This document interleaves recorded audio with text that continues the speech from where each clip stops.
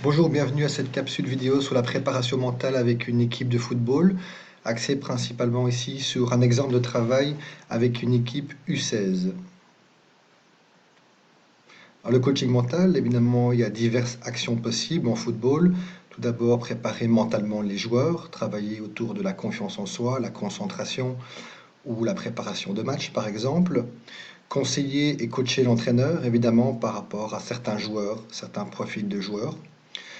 Organiser des groupes de leadership, hein, certains leaders qui peuvent avoir un impact positif sur le groupe avec qui on va travailler en priorité, et encore des séances en grand groupe de préparation mentale, de préparation de match, ou encore du team building. Alors, évidemment, la préparation mentale dans un club, c'est une question de moyens.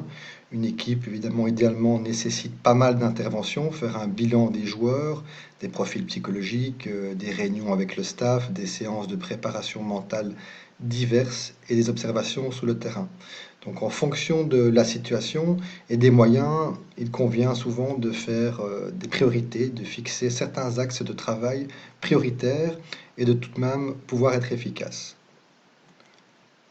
Alors ici, je vais présenter un exemple avec une équipe U16 Elite qui était en perte de confiance, qui avait perdu plusieurs matchs d'affilée. Je vais présenter ici le début de l'intervention, qui a été assez actif, assez dynamique au début. Donc tout d'abord, évidemment, j'ai rencontré le T1. On a fait une réunion dans laquelle on a défini un certain nombre de stratégies communes, notamment une stratégie axée sur le principe d'action positive, où le principe était d'essayer d'activer un maximum de choses positives chez les joueurs pour leur redonner confiance. Et également un travail autour du renforcement de la cohésion. Évidemment, il y avait pas mal de communication entre le T1 et moi, ce qui a pu permettre de faire un travail cohérent par rapport aux joueurs.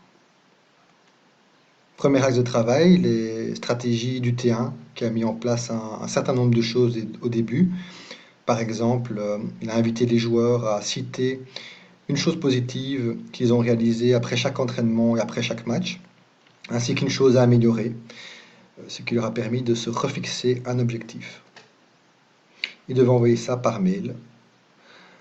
Ensuite, l'entraîneur a été très actif au niveau des feedbacks à son équipe, des feedbacks positifs et également des feedbacks solutions, c'est-à-dire que lorsque quelque chose n'allait pas, il proposait une solution. L'entraîneur a fait aussi un travail autour du travail de positivation du stress, par rapport à ce qui a été fait notamment au sein des groupes. Et donc il citait des phrases comme par exemple celle que vous voyez ici, où le principe est évidemment de pouvoir activer du stress positif chez les joueurs, c'est-à-dire que le stress qui est présent, plutôt que le garder à l'intérieur, les joueurs peuvent, avec ces phrases, l'utiliser comme source d'énergie sur le terrain. Comme vous voyez également avec le troisième exemple, également l'utilisation de techniques qu'on avait travaillées au sein des groupes, des techniques de respiration et de relâchement musculaire. Deuxième axe de travail, des séances de préparation mentale en grand groupe. Première séance de préparation mentale axée sur la confiance en soi et la cohésion.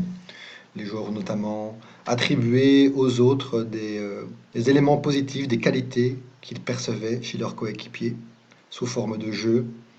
Les joueurs ont défini en équipe des comportements qui étaient importants pour que l'équipe puisse performer, des comportements individuels mais surtout des comportements d'équipe.